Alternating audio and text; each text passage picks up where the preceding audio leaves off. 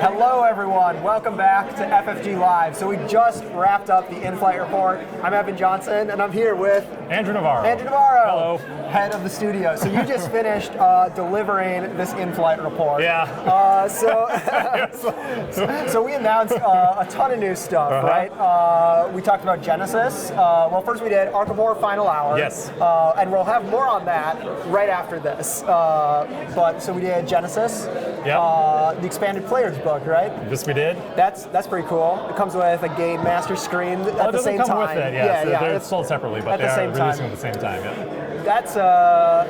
That's something that people have been asking for Genesis, right? The GM screen? No, the expanded player guide. Yeah. No, I mean, so when we first announced like the first product in the Genesis line, I think there were some people who were kind of surprised that it was a setting supplement. Sure. So this is just it's more tools. It's more of what people loved about that core rule book. Absolutely. Just cool stuff for creation, and speaking of someone who's has used it, it's very, very cool. Yeah, absolutely. Then we talked a lot about our Star Wars miniatures. Yes, we did. Star Wars Legion. So the Clone Wars core set, it's out here at the show. So if you're watching through the camera, through the internet, you're probably not here at the show. Maybe you are. Hopefully, that'd be cool. Or you might know someone at the show. Yeah, so they could get a Clone Wars core set. Otherwise, out in about a month is what we're looking at, like early September, for the Clone Wars core set. But we announced a whole bunch more stuff for Clone Wars. Yes. My boy Count Dooku, the true hero of the Star Wars saga, in my opinion at least. Clone Captain Rex. Yep. Some new clones and super battle droids. Yeah, all sorts of cool stuff. Those vehicles are incredible. Yes. Do you have a favorite? From what we saw tonight? Yeah. I really like that Separatist tank. Yeah. Pretty awesome. The AAT. Yeah. It's so cool. I love that all that and the Sabercraft both have that transparent peg, and so it gives the appearance of them floating, which is gives me a little bit it's larger such on the a table. simple illusion, and I know I can look and there's the peg, but it's just I don't know, just seeing it on the table. Yeah, when you see it from the proper perspective, it doesn't. Cool. You can't really see that tag. It's so cool. I should say, if you have questions about any of this stuff that we're talking about, throw it in the chat room. We have people watching. I'm not watching, but they will, shout out a question if there's an applicable question. So we talked about Legion, and then also the bunker as well. Yeah, that has been a long time coming. I feel like we've finished work on that, I don't know, year plus. It's been a long time. The thing that blows my mind about the bunker is that you can take the roof off and your guys can go inside, the door slides in and out. All the little consoles, you can arrange them in a dozen different ways, however you want. That back comes off and you can do all this. You can sorts of cool stick stuff two of them together. Yep. Yeah, it's amazing. Yeah, it's very cool. Crashed escape pod. Yeah, which is also extremely so that you couldn't necessarily tell, but that escape pod is really, really finely detailed and isn't so it has this kind of squished out area of earth. Yeah. It actually comes off of that, and each of the individual pieces is really cool, highly detailed. It's so you could hang it really and make a mobile of escape pods. If that's what you'd like to do, you could do all sorts of things with it. Yeah, of course. And then we talked X-Wing. I guess we should say on the note of Legion, so we talked about a lot of stuff. There are more expansions, more Legion stuff coming this year that we haven't announced yet. Right. We talked about a lot of stuff, but there's, especially for the Empire and the Rebels, more stuff coming even this year for those factions. So then X-Wing. We talked about Wave 6.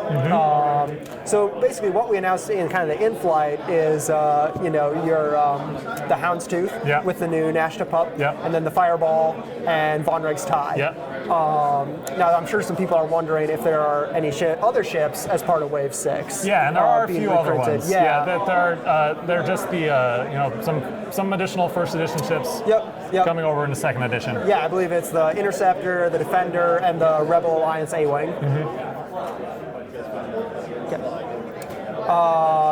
And then Armada was what was next. So Super Star Destroyer is finally out. It is here. It's it's here and it's gigantic. It's flying onto the set. An entire fleet of them. Yeah, well, so many. As many as you want. I know people here at Gen Con who are planning to buy 2 and like stick them in their suitcase. So, like I bought a suitcase just to house these 2 Super Star Destroyers. Well, when we had the prototypes and like the initial like casts like in the office, there's always like at least multiple sitting around. I always want to pick them up and like use them as I will be honest, weapons. I have done that. Yeah. Like, like holding it in the bag and just like, I'm just gonna swing this around. Like strap it to your forearm and have like cool punching daggers. Yeah, go Captain America. And, like, yeah, totally. It's like his shield. Yeah, it's amazing. In Infinity War. And then new ships. So this is a good year for Armada because Super Star Destroyer every year is a just good year came for out, Armada. but especially good perhaps. Yes, there's a lot. There's Armada's picking up some steam. Yeah, Rebellion in the Rim, that campaign box that's coming out in just a month or 2 here, and then we just announced 2 new ships before the end of the year: the Onager and the Nadiri Starhawk. Yep. Those are cool. The Nadiri Starhawk is huge. It's like very large. Not huge. You couldn't really quite grasp the scale. How large it was by looking at the slides. So hopefully, people will go check out the glass case. Yeah, it's pictures on it's Instagram a chunky or whatever. boy. It's very large. Yeah. Yeah, and I remember there like when we were looking at the 3D prints of that. Yeah. Where they're like, I think the question came to me like, is this too big? I'm like, I don't. Maybe, but it's pretty cool. Yeah. Like, let's just leave it. Yeah. Oh, why not? Why pretty not? awesome. Yeah. And then KeyForge. So that was kind of like one of our big announcements here. So we announced Set 3, which is Worlds Collide. So tell me a little bit about Worlds Collide. There's 2 new houses. 2 new houses. So Saurians, which are like dinosaurs, but like with like a Greco-Roman kind of bent, right?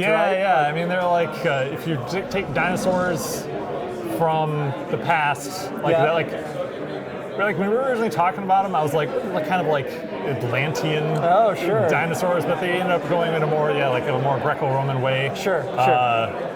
And they have like all sorts of like cool like hover vehicles and lots of like glowing weaponry and like really cool kind of, if you were just to take something old and like a classical design and just bring that forward into the I love the future. Having looked at a lot of art of the Saurians. Yeah. I love that their technology has this very kind of like elegant sort of feel where it's not like there's not like exposed engines and there's not like Brobnar like flame gouting out the top or anything. It's very like streamlined and smooth and like like kind of like a Nautilus shell, very like helix oriented. Well, the whole idea behind them is that they've got their stuff together. Like they know what they're doing. They figured some stuff out. Yeah. They're a much more advanced and thoughtful race than a lot of others. Sure. And then so the other new house, the Star Alliance. Yeah. Right. So that's like a crew from somewhere else in the galaxy. Yes. That just so they weren't picked up by architects or anything. Well, they just kind of showed up. So we've gone back and forth. I think what we ultimately landed on is is the explanation for how they're on the Crucible. Is that so when the architects they grab bits of land with whatever's on them and just transplant that onto the Crucible, that they just so happen to be landed there when that happened. Sure. And they're like, oh my, what? It's just like extremely bad luck that they were in that place and they were grabbed. But as like this kind of like strange outsider to the local cluster, which is like what we're calling the region that KeyForge takes place in. Sure. That it's kind of like a big deal. Yeah. And they're like, whoa, what is this? Like we haven't seen, and in the Crucible, for you to say something, we haven't seen anything like that before. That's saying quite a bit. So the lore behind it's pretty fun, and I think like a lot of the card art is really fun too. That's cool. Yeah. That's cool. So Mars and Sanctum leaving the card pool for now. Yes. What was kind of behind the decision to like these are the ones that are cycling out at this point? Yeah. So the way we were looking at it is with the development team like Brad and the rest of the guys are the way we're approaching it is taking similar roles and swapping them out, right? Sure, so, sure. you know, like swapping out Sanctum for the Saurians makes sense because Sure. it's like, you know, they're big, powerful creatures. They hit hard. Sure. They fill a very similar role to Sanctum. Interesting. And the same thing with Mars. You know, they have a lot of like, you know, laser guns and cool equipment, and the Grand Star Alliance does that as well. So, Sure, sure. So that was really the you know, rules development-wise, like that's kind of the thinking behind it. But then as those, but then we also have like fun, like story, like lore stuff. Like when houses come back, they'll, you know, we'll have a story around that. So that'll be a lot of fun. And they might, if I'm correctly kind of, you know, interpreting what you're saying, like if they are coming back and they might be filling a new role. They might be filling a role, like exactly. Sanctum and Mars might come back by changed somehow from what they were. Yes. Yeah. That's really cool. That's something that I'm really looking forward to. You know, we have a lot of it. We have an outline for, you know, several years of sets. So we have a flowing arc that we have planned. So cool. So cool. Yeah, so lots of cool stuff coming. I can't wait for people to see. But it's going to be years. Yeah. See it all come together. I mean, you know, just stick around with KeyForge. Right. Play for the long haul. Right, exactly. So we've got for Worlds Collide, right? The two-player starter and the Archon deck, just kind of like, you know, previous sets, but also then some new products as well for this set. Yeah. So right? we didn't really dive into the individual products for Worlds Collide. Yeah. But one product we're doing is like a premium single Archon deck. Yeah, I think it's like a deluxe Archon deck. Is that what it's called? So so imagine just getting a single deck with like all the punch board and extra cards you might need. Okay. So like if you really want to get in with like literally everything you need to play the game, you can just buy that. So it's like a one-player starter. Sort of, yeah, more or less. Basically. Yeah. And we'll do some fun stuff with like the design and. That's cool. Yeah. So we have that, and we also have a premium product. Okay. Which is a more expensive, like $40 box. That will come with a couple Archon decks. Okay. Come with a bunch of punch board. It'll come with a cool premium, not the premium trackers that GameGenic is doing, but a different punch board chain tracker, like which is what our original design for the chain tracker was. That we had to cut for production reasons. We're bringing that back. Sure. It's a very, very cool little artifact. Yeah. So that'll be in there. And we'll have a bunch of like paper storage options in there. So, little deck box. Yeah, kind of so things. it's like you know, it's like a really awesome starter product, or for anyone who's just really into KeyForge and wants like an inexpensive storage solution. Yeah. And obviously, if you want your big fancy storage solution, then you go to the GameGenic product, and those things are just off the charts. How awesome. Oh yeah. There's a ton of that stuff out there.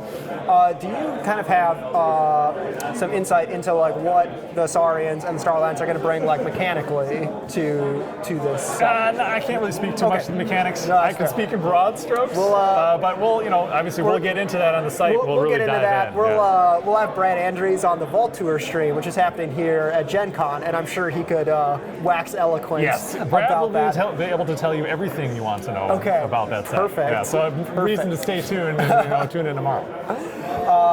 Okay, let's see. Is there anything else that we want to talk about with regards to KeyForge? Do we have any questions on KeyForge that people are? No? All right. So then after that, we announced Marvel Champions, which we are also going to have featured here. And then we invited our friends at Atomic Mass Games to come up and talk about Crisis Protocol, which is their Marvel Miniatures game. Yeah, which looks awesome. Yeah, which will not be on this stream, but it looks awesome. Do check it out. They have their own marketing channels, and do look into that game. Well, thank you so much, Andrew, thanks, Evan, for coming by. Well, thanks for all your help tonight. Evan was in the back running everything. Yeah, man in the ones and zeros. Yeah, he built the presentation. So thank you for doing it. Well, thank you for making it look so good. So we're going to let you go. We're going to have Nate French come on, and we're going to talk about Final Hour and show off some of that and how that works. All right. Sounds good. Thanks, Evan. See you around. Yeah, have a good stream. Bye, everybody. Bye. Thank you very much.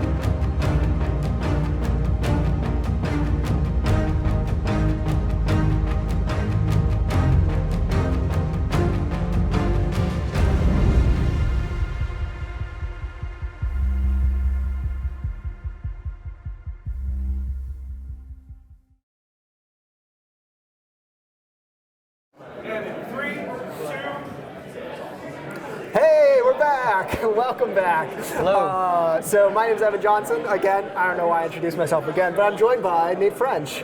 Hi. So, Nate, we're here with Arkham Horror Final Hour. Yep. So this is the new Arkham Horror board game that we just announced in the in-flight report.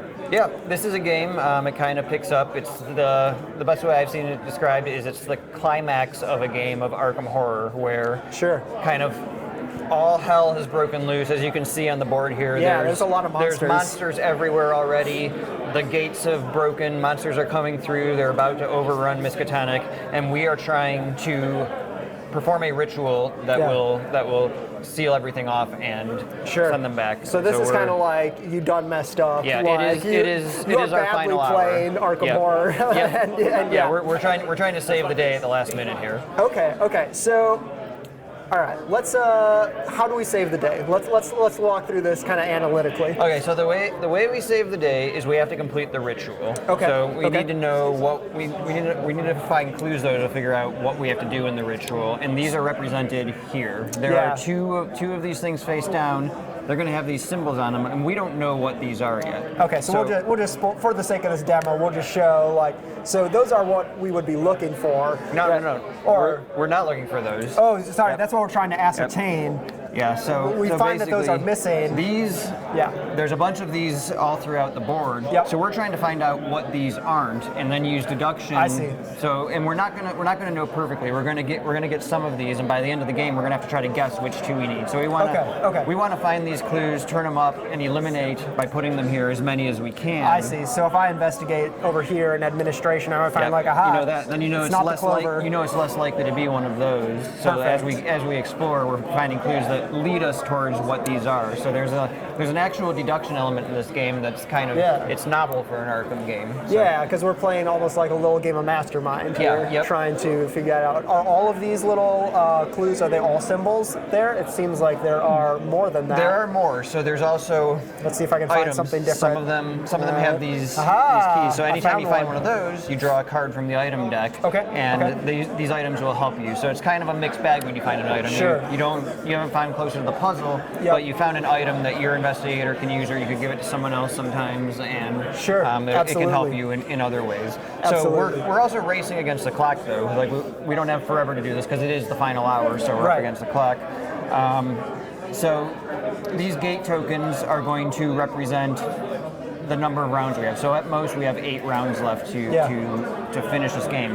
The other thing too, this is the ritual location. It's the Humanities building. Okay. For this scenario? For this scenario, yes. We're going to be playing the Cthulhu scenario. Oh, I see. And yeah, there's different scenarios. So the buildings and the setups will change from scenario to scenario. Mm-hmm. So as you can see, there's monsters all over the place. We need to keep this ritual location clear. If it gets overrun or destroyed, we can't perform the ritual, and we're going to lose that way too. Okay. So different things that happen during the game are going to cause monsters to move. There's monsters with a red and a blue, and this is going to indicate the paths that they follow when they move. I see. So reds are going to follow the reds. Blues are going to follow the blues, and there's kind of a maze of different paths and avenues really on the board. Interesting, yeah. And as you play, it's hard to wrap your head around at first where things are going to go, but after you play a few times, you start to see how the different paths play out. Yeah. But anyways, they're all going to be moving, and eventually they're going to feed into the ritual location, and we're going to be able to do things with our investigators throughout the game to either attack the monsters and take them out, or there's these seals, so you can, different effects will allow you to place a seal, and you can put that on a path. Sure. And that when a monster runs into the seal, the monster will die, and then it'll flip. Sure. And if it runs into a gray one, then the seal's broken, but you're slowing the monsters down by sealing off paths. When the monster hits the crossroad sign, dies. Perfect. Okay, so let's talk investigators. So there's 6 in the game. 6 investigators. So the game is 1 to 4 players. 1 to 4 players. Okay. Yep. So we've got, let's see, Lily Chen, looks like Michael McGlenn. We've got Duke with his pet human. Rita. Yep. Let's see, I see, oh my gosh, I can't believe I'm blanking on her name. The dilettante is Jenny Barnes. Yes, very good. And Tommy Muldoon, rookie cop. Wow, I know way too much about these characters. So there's something really kind of interesting and clever with how activation works and all that. So if in a two-player game, we're each controlling 2 investigators, is that correct? No, we're each controlling 1 investigator, but we're doing 2 actions. I see. We do 2 activations a turn. So let's say I'm playing as Lily here. All right. And you. So you're going to get 5 health in the 2-player game. So these are your health. Sure. They start off on the orange side, and then when you take damage, you'll just turn it over. Naturally. And also, you'll want to place your token. We start in the ritual location. Okay. So the other thing too, it doesn't matter too much yet, but these spaces are for monsters. We don't occupy these spaces. We're just on the location. Sure. These spaces are all for the monsters. They're going to fill these up, or someone will also destroy their buildings. And when buildings get destroyed, trashing the place. Yeah. So what happens as these fill up too, kind of going back to the movement, is it will speed them up. So like if a monster tries to move into this building and it's full, they'll just keep going to the next one. Sure. And that'll speed them so closer they just and keep closer. keep racing along. Yep. So on our turn, what are we doing? So we have this deck of action cards. Yeah. And one of us is going to be the first player. So I'll just grab this and start. So we're going to have. These are priority cards, and we're going to each have a hand of 4 of these. Okay. And every time we use one, we draw another one. So so I have 4 of these priority cards, in addition to my deck of action, and I don't draw any cards from my action deck. Correct? Nope. It just sits there. Okay. Nope. So what we're going to do on our turn is draw one of these cards. So I'm going to do this first. So So let's show people. We can just probably put it on the board here. You're not going to know what I have here, so I'm just going to look at this card. I'll look away. We're not even allowed to talk during this step, so all of our communication is going to be with these priority cards. Okay. So this effect has 2 effects on it. Usually the top one, it's all good. You can move, you can attack monsters, you can sometimes you find items, different good things happen. Do cool stuff. So you're going to want to do your top effect. Yeah. The bottom one is more of a mixed bag. It allows you to move and investigate, but then it's also going to activate some monsters or spawn monsters. So sometimes it'll activate the ones in the purple zone, sometimes the green zone, sometimes the orange one. So I have to read these 2 effects and then kind of evaluate how much do I want to do my top effect versus my bottom effect. Sure. And the way I do that is with my hand of priority cards then. Okay. So you don't know what this is, but I'm going to put one of my priority cards on that card. Interesting. And the lowest ones will go first. The 2 lowest, you'll do the top effect, and then the 2 highest, we're going to do the bottom effect. Okay. So I will put this card down and think, so I'll look at it. Oh, that seems pretty good. I think I really want to do that. So my hand, I have a 5, a 7, a 14, and 19. Again, you won't know this if we were really playing here, but I would put one of those on. So since I want to do that, I'm going to put my lowest card on it. Okay, so you put the 5 on there. Yep. So I now have to kind of evaluate, so I look at this, and I'm like, this seems pretty good. But I also, you put a 5, I can infer that you probably want your good thing to happen pretty much, you know. Let's see. This one seems pretty all right. I think that's fine. So I would put, say, like a 17 on there. Yep.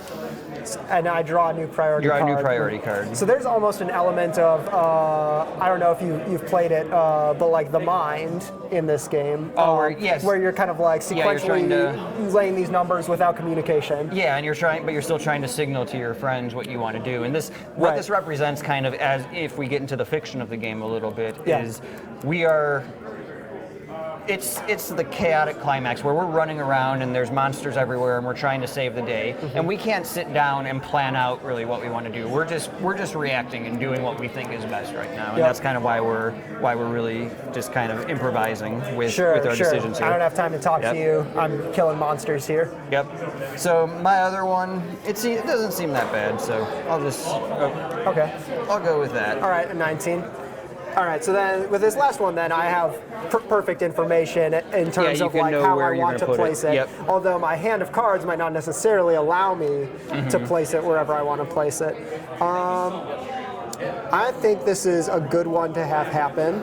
So I'm going to put an 8 on this. Okay. There are all these eyeball symbols. I'm sure we'll get to what those mean. Yeah, so those will happen at the end of the round. It'll have to do with the scenario that we are playing. Okay. But we'll resolve these first and just kind of give an example round. So the two. So we're going to go with the lowest. We're going to basically just go lowest to highest now. So the 5 is the lowest one. Yep. And we could just set that over there now because they'll all add up at the end. Yep. So I do that, and then since it's one of the 2 lowest, I'm going to do the top effect. So it says move up to 2 times, then resolve one of the following effects. I can either either heal an investigator at my location 1 health, or I can attack monsters at the location for 3. Okay. So move 2 times. Investigators always move around along these paths. Sure, they're the cobblestone paths. Yep. Like the monsters use the arrows, but we have to use the paths. Yep, makes so sense. I can move twice. I think I'm going to move once to the quad, and then again I will go up to the athletics facilities. Okay. And then I can attack monsters at your location for 3. These monsters have a 1 and a 2. So wait, Oh, there's no causeway path. there. Oh, yeah. Right? I guess you could just move right there. I could move right there, yes. So Yeah. I'll do that, but then I kind of still want to move my second time too. So I'll move up to the fraternity row, and then since I can attack for 3, I can kill this monster. He's got 3 health. So Sure. This is going to take him off the board, and he goes next to the box. He doesn't go back. Sure. And then this is just discarded. Okay. So now you can do yours. This one is next. So mine says move up to 2 times, then attack each monster. Attack monsters at your location for 2 damage. If you attack at least 1 horror monster, so some one of of them those have guys, the symbols. Yep. attack for 3 damage instead. So that seems pretty good. I'm just going to go here. Both of these guys have that little horror symbol, so I'll attack for 3 damage and take them both out. Yep. Nice. Boom. All right. Very good. So now it looks like the 17 is yours. All right, so this time it's the lower effect. Yep. Choose another investigator. You and that investigator each lose 1 health. Oh. So that's you and me. So we both take a damage. Bad stuff. All right, and then yours. Then mine is move up to 1 time, then investigate your location. Then a monster spawns at each gate. Oh no. So I'm going to move again. I'll just come back down here. Safety in numbers, right? Yeah, exactly. Let's hang together. I'll investigate the location. Yep. And it's a an key, item, so right? we found one of the items. So I found Tataka Hela. Oh, wow. It says, discard this item when you would resolve the bottom effect of an action card instead to resolve no effect. Okay, we'll put it there. Okay, so that's pretty cool. That's going to save us. Yep. So that'll help us next turn. Very interesting. So now we have to spawn 1 monster at each gate. So you'll notice there are gate tokens. This was determined by the setup at the start. Right. So really what we do when we spawn monsters, we're just going to grab random monsters from the token cup. Okay, 1 at each. And put 1 at each gate. All right, we got this guy here, this one here, and some cultist boys So as long as there's an empty space, the monster can spawn there. If the building's full, they're just going to follow their arrows, looking for a space, moving ever closer to the ritual location. Perfect. So yeah, that was the end of the first turn. We didn't find any clues, but yeah, that's kind of a bummer. Yeah, we're gonna have to hurry to do that. So let's accelerate really quick since our time is limited to kind of the end game where we would try to reverse this ritual. Okay. Maybe let's say we throw some up there. We found a couple of clues. All right. I just found another item. On that, I want to very specifically want to. All right, there we go. All right. So. We found both of the clovers, so we know that this is not a clover. We know it's not a clover. And the chances of it being a star or a moon are 50%. Less, so, right? So it's likely so our that best it's one of bets those. are hourglass and diamond. So let's imagine it's the end of the game. We know that everything's full. We know that next turn the ritual location is going to be overrun. So we decide we're just going to do the ritual right now. Okay.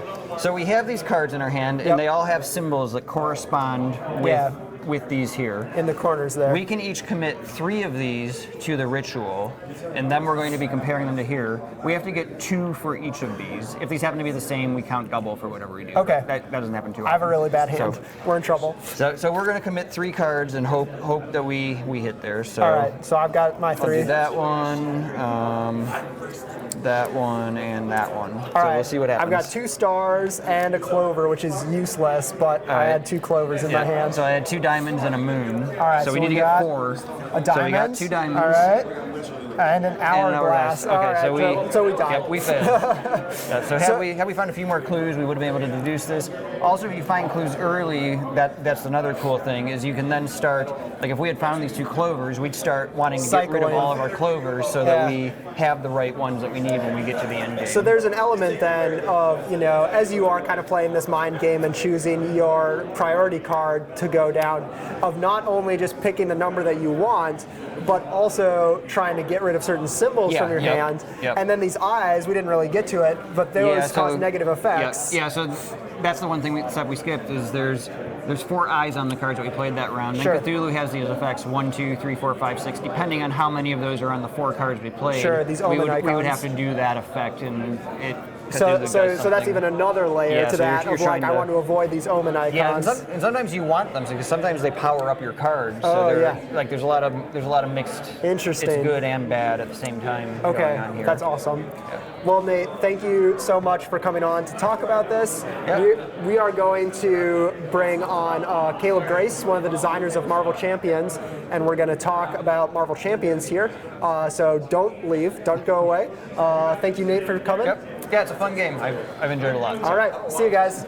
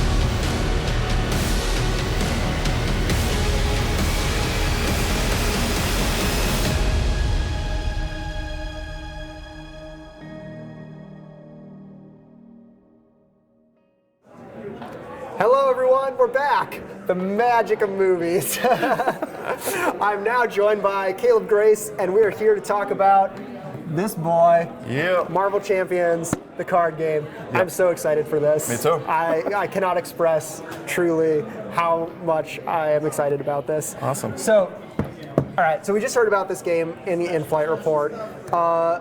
Tell me a bit about this, kind of from your perspective, as one of the designers. Sure.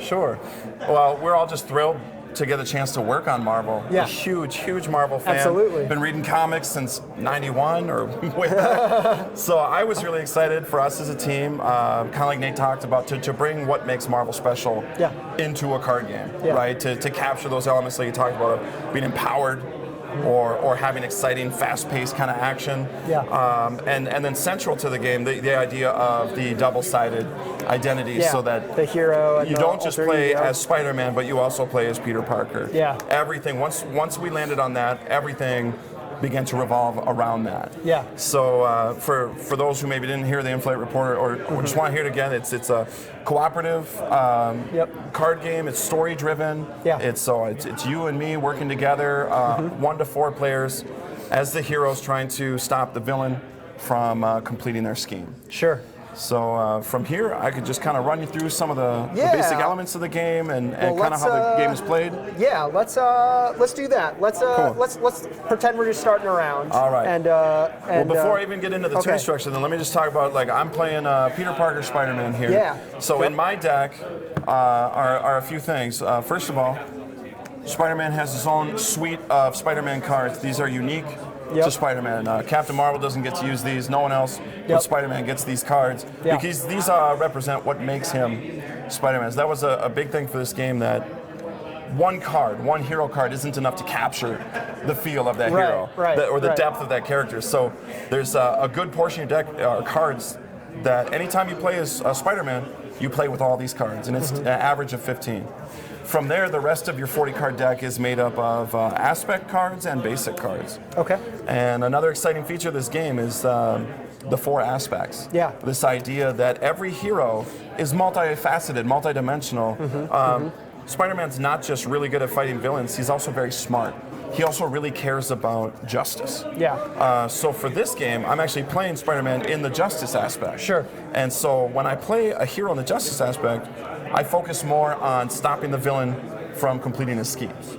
Whereas you're playing Captain Marvel in the aggression aspect. And aggression's more about just punching the villain in the face. That's what I care about. Just bringing an end to their reign of terror. That's what I want to do. And then the rest of the deck's just rounded out by basic cards, which can be used with any hero in any aspect. So let's cover real quick what I don't think was touched on really in the in-flight report is how do we win and how do we lose? Sure, So just like in the comics, the heroes win by defeating the villain and stopping them from completing their scheme. I see Rhino right there. Right. So Rhino's our intro scenario. He's a bit of a brute. He's not the world's smartest criminal. But he's tough, right? So in this first adventure, Rhino's scheme is to break into a shield facility and steal some vibranium. So people can see him. So Rhino's going to win, and consequently we will lose if he completes his scheme. Sure. So if he gets in there, gets the vibranium, gets away, we failed to do our job. And he's trying to put this threat. That's right. That's how we represent the villain completing the schemes. Sure. Is they're going to use their scheme ability plus other card effects that will place threat onto the scheme. And when the scheme reaches its target value, here it's 7 per player. So in a 2-player, if there's 14 here, then he's done it. Sure. We failed to stop him, and he gets away. We're not going to let that happen. No. We're going to kick his butt. No, so he's going to start with a certain number of hit points here. At the bottom, here's 14 per player. So we've already set that up on the villain health dial. So we win by bringing this all the way down to 0. Perfect. We're going to do that by using different attack cards and our own attack values. And we have our own health dials as well. That's what these are here. So heroes and villains have dials to check the health. Allies and minions use the tokens. And that's mostly just because the heroes and the minions, the heroes and villains, I just have more hit points. Yeah, exactly. They are the central characters. What happens if one of us is knocked out? Do we lose? So, not the whole group. Okay. If you're knocked out, you're eliminated, but we haven't necessarily lost yet. That's one of the exciting things about this game is oftentimes in the comics, Iron Man has to make the big hero play to save the day. So he might have to sacrifice himself for the rest of the Avengers to win. And you can do that in this game too. Very cool. There might be a thing where Captain Marvel takes the hit for the team and she goes down, but Peter Parker finishes by defeating Rhino, and then together as a team, we still win. Yeah, absolutely. There you go. All right, so let's play a little bit for people. Awesome. So we start, we have a hand size at the bottom of our card. And you're going to draw back up to this hand size, right? That's right. Every turn? Every turn, you play as many cards as you can or want to. At the end of your turn, if you still have cards in your hand, you can keep them if you want. You can discard them if you want. And you're going to draw back up to your hand size. So the game's constantly moving. You're never left without anything to do. Sure. Also, at the start of the game, there's a kind of a handy mulligan where you look at your hand, and if there's anything you're like, I'm not sure I want this now, you simply discard it. And draw another card to replace it, or any number of cards. You can dump your whole hand and draw it. Sure. Because in this game, when you deck out, when you're out of cards, you just shuffle them out, put them back, keep going. Perfect. So you're just going to keep playing. You're never without cards. That's awesome. That really plays into that kind of empowerment and heroic aspect that we were talking about. Where I'm not stopped by just running out of deck. Right. No, not in this game. All right. Okay. So, do you want to go first? Yeah, in our first game, player let's token. see. I was just looking to see if we had that player around reference card. It looks like that wandered off. That's okay. Yeah, that's fine. I think I know how to play. Yeah, okay. I know how to play too, so we're good. So, just like the comics again, the game begins with the players in their alter ego mode because, we haven't had the call to action yet. Yeah. We're just trying to go about our daily lives, and then we hear that Rhino showed up to start some trouble. So we basically just heard oh snap, Rhino's breaking in. Out. Here's Peter Parker trying to do his lab homework. Yeah, I was just flying this sweet jet plane. Right. So I'm gonna look to see what I can play in my alter ego mode. Okay. Some actions are specific to hero form, some to alter ego. Sure. In this case, Peter Parker has a special ability. Because he's a genius, he can generate 1 mental resource for free. Sure. So to play a card, I need to pay its cost. And that cost is up here, and every card has a cost and a resource that it provides. Absolutely. There are 3 different resource types. There's energy, physical. Here, let's put this over here, kind of front and center. Energy, physical, and science. Mental. Yeah, and these to us represent the different kind of powers that heroes use, Sure. And then there's also this green star is wild. When I use a wild resource, I can choose any one of these that it can represent. Now, when I'm paying a cost, like let's say I want to pay for Aunt May, I don't have to match any specific resource. Sure. It's just one cost. The resources will come into play more in response to what the encounter deck is doing. Sure. So there might be things that come up that say you need to spend an energy and a mental to deal with this issue. Okay. At that point, it might be more important to me what's in my hand. Right. But when I'm trying to play a card, it's as easy as saying I need 1 resource. Peter Parker generates it. I've paid for that card. Perfect. Okay. Done. Now I want to flip into hero form.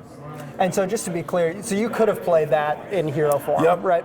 I just wanted to use his ability because once I flip over, then I can't use that ability now. Right, you can flip once per turn, basically. Once per turn, you can change form, and that's strategic to what you want to do. In this case, I want to get in there and stop Rhino from doing his thing. Yeah, of course. But if I take a lot of damage, I might find it necessary to flip back and use my recovery value to recover health. To heal some hit points. Yeah. Sure. But I just want to get in there and mix it up with Rhino, so I'm going to flip to my hero form where I have thwart, attack, and defense, and I'm going to exhaust so I can use my attack. Yeah. And I'm just going to punch Rhino right ahead. Yeah. To get him down 2 hit points. My attack is 2. Punch him in the face. Now that's just my basic attack. In here in my deck are some bigger attacks. Some tricks? I don't have them yet, but we'll get there. Okay. In the meantime, I want to help you out. I want to help you out. Oh, so you're what I'm going going to do, All right. This is another support card that I want to play. Avengers Mansion. It's a little expensive. Yeah.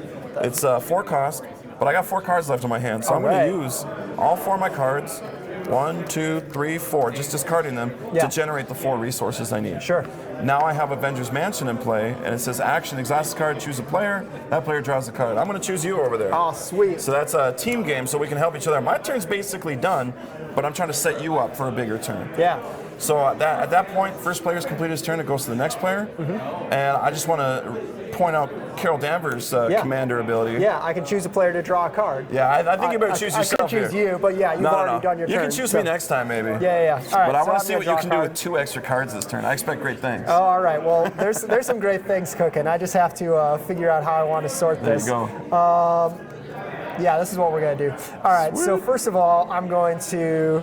We're not gonna waste time anymore. We're gonna flip over to Captain Marvel here. Get to it. So I will discard these 2 for their resources to play Captain Marvel's helmet here. Nice. That gives me +1 defense, +2 defense if I have the aerial trait. The aerial trait, So if I'm flying around, that's a pretty common trait, right? That you can grant to your hero. Yep. She's got a couple cards in her suite that are going to give her that aerial trait. All right, well, are you ready for this one? I'm gonna drop Energy Channel on my hero. So this is action, spend X energy resources, put X energy counters here. And then as an action, I can discard those. I can start this card to deal 2 damage for each of those. Yep, to a this max is her of 10. signature move. Yeah. This is like her superpowers to absorb energy and then fire it back. All right, are you ready for this? This is kind of a Energy slow Channel. burn. Yep. That is 5 energy tokens. Oh my God. Right there. that's where it maxes you out to the limit of. So, boom. Let's see it. Fire away. Let's just shoot it. So I'm just gonna shoot Rhino for a whole 10 damage. Nice. Right off the bat. From 26 to 16. Take that, Rhino.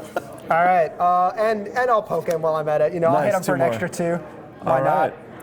Taking him down to 14. All right. I'm out of cards. That's pretty much all I can do. So at this point, we're at the end of the first player turn. You see how quick it can go and how quickly we can really mix it up with the villain. So at this step, at the end of the player phase, we're going to ready all of our exhausted cards. Yep. And then we're going to draw back to our hand size, which has changed now. Yeah. When you change from alter ego to hero or bag, you tend to have more cards in alter ego form to represent that you have space and room to think. Right, you're not able in to the prepare fight. and stuff. So here we're each going to draw 5. We each have the same hand size. One of the things that I've really liked about playing with Iron Man, who we're not using in this demo, but like more than any of the other heroes, he kind of has to spend more time as his alter ego to sort of like build the suit, and then he like climbs in and like kicks butt, which I love. Awesome. All right, so now we're on the villain phase. Okay. So now it's the villain's turn to strike back, see what he can do. So the first thing that's going to happen at the beginning of every villain phase is the scheme is going to advance by this number here. Sure. So this is the timer on the game, that regardless of what Rhino gets to on his turn, the scheme's always moving up. Yeah. So it's going up by 1 per player, so it's going to be 2 in this case. So he's got 2 out of 14. Okay. So he's not exactly rushing to the win condition yet. Yep. Now comes my favorite part of the game. All right. Like I mentioned earlier, my favorite feature is the double-sided nature of the alter ego hero. identities. Now, the villain's going to activate once for each of us. Okay. And how he activates depends on what form you're in. So the villain has both a scheme value and an attack value. Sure. Now, we're both in hero form, which means we've showed up to stop him and confront him, and that really ticks him off. So as a result, he's going to attack each of us, starting with the first player. Sure. However, if I were still Peter Parker, back at school, not really involved, I'm not here to stop him. Yeah. That means he's going to scheme instead and advance his plot. So that to me is the really fun part, and it gets even better because every time he does this, we give him a boost card. Sure. Now these have a number of pips ranging from 0 to 3. Okay. And they're just going to increase whichever attribute it is that he's using. So in this case, he's going to attack me. Right now, at this point, Spider-Man, we all know he's got spider sense. Yeah. So I'm gonna trigger my special ability to draw a card. Yeah. And now I get to do that before deciding whether or not I want to defend this attack. Okay. And I think, yeah, I'm going to defend this because I have a really high defense value of Spider-Man. I'm very nimble. Yeah. So I'm going to be like, bring it, Rhino. So I've got 3 defense. Currently, he's got 2 attack plus 2. So he's got 4 attack total. Sure. That would have been 4 damage, but I blocked 3 of it. So I just take 1. So you just got Plinkia for 1 damage there. And now he's going to do the same for you? All right. You're pretty tough. I recommend just taking it. Yeah, I'm fine.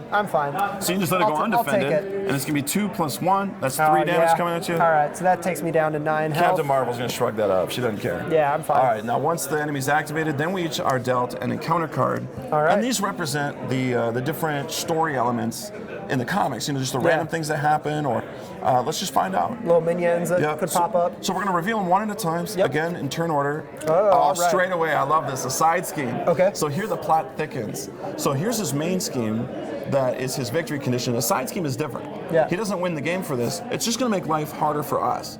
So just like he's trying to rob a bank here, now he started some trouble over here, and there's innocent people in the way. Sure. And we got to go figure out what this is going to do. Sure. So first of all, it's going to come in with 2 threat per player.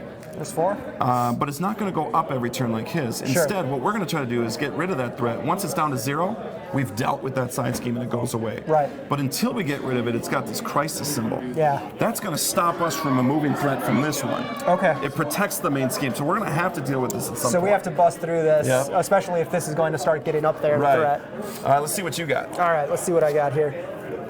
Rhino says, I'm tough. Give Rhino a tough status card. All right, so there are 3 different status cards in the game, and tough is one that works like a shield. So the next time he would take damage, any amount, he's just going to lose the tough token instead. So this is going to force us to think a little more strategically about how we go after him. Okay, perfect. All right, at that point, the last step of the villain phase is simply passing the first player token. It's mine. And that's the end of the round. All right. And we're on to the next round from there. Okay. Now they're giving us the time symbol here, but I want to smack them once more real quick. Yeah. So, all right. Can you get rid of that tough thing? Because I'm sitting on a sweet event here. Let's see. Okay. Yeah, I can take care of that. You want to just poke them with your basic? Yeah. Let's see. Do I want to do anything else before I do that?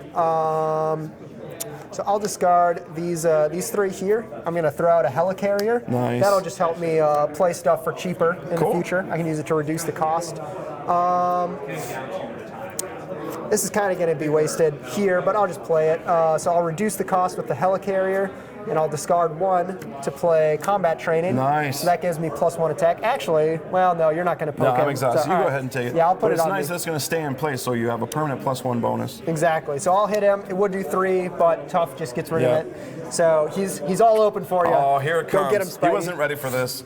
I got my signature Spider-Man attack, a swinging web kick. Swinging web kick. So this is cost 3. Here I'm going to use one of my resource cards that provides 2 resources. Yeah. And we'll toss that as well. So I've spent my 3, and I do 8 damage. And he's down to 6. That felt good. Let's see. We've almost KO'd him. I also am going to give myself a card with the Avengers Mansion. Good call, good call. And let's see what I can do now. I can summon an ally to help me. Here comes Black Cat. That's going to cost 2 to play her, so there goes the 2. And she also has thwart and attack value. Sure, so she could take threat off the scheme with thwart. Yeah, let's do that. Just to show how this works. Sure. I'm sorry, but first, forced response. After you play Black Cat, I haven't memorized this one yet. Sorry. I'm going to discard the top 2 cards in my deck, and each card with a mental comes to my hand. Oh, I whiffed. That's the bad luck from the Black Cat that time. All right, so I can exhaust her to use her basic stuff. Yeah. So she's got a thwart of 1. That allows me to take 1 threat off the side scheme. Okay. But it also has this little symbol under there that's consequential damage. So just for getting it in there and mixing it up, she's going to take a hit. Sure. Now, part of the reason we did that is because this is a game about heroes. This isn't a game about armies. Sure. So this means that allies will come, but they'll also go. Sure. So the game stays about, it doesn't become a game about Black Cat. Sure, sure. But there is still that leadership aspect, which is about buffing your allies. Leadership has some ways to get the allies into play maybe a little faster, keep them in play a little longer. But it's still about the hero, not about the allies. You got it. Perfect. Cool. All right. I mean, that looks like pretty much all we can do. We could run through, I guess, so we talked about what's coming up for this game with in terms of, hero packs. We've got Captain America and Ms. Marvel. Yeah, I was so glad they showed Captain, so I can say, yes, Captain America's coming. So cool. It's I got my Captain America tee on underneath. Yeah, all right.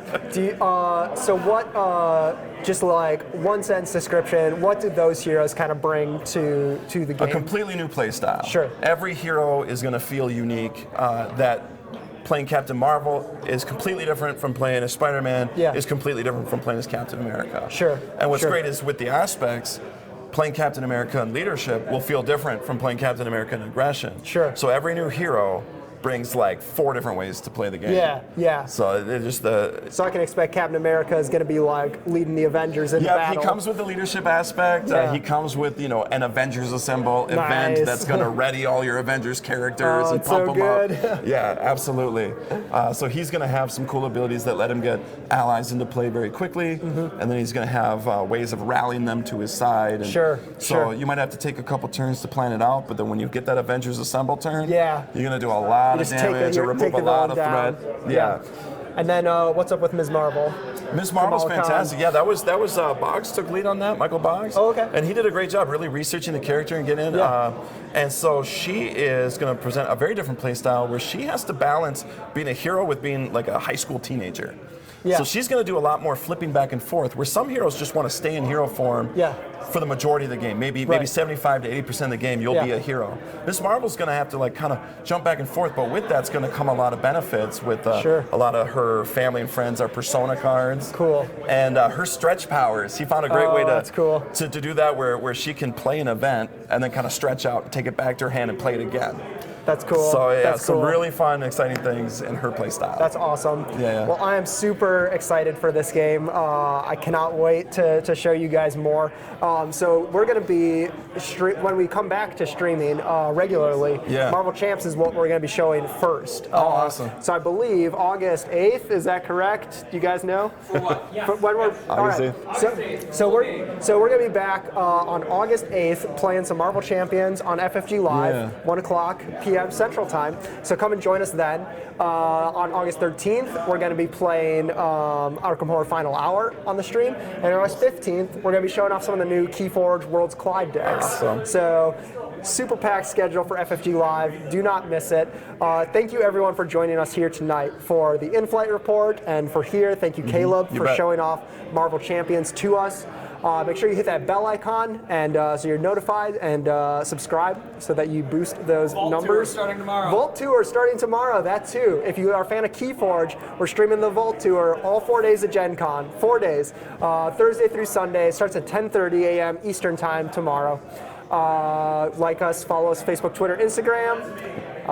That's it. Thanks guys. Have a good night.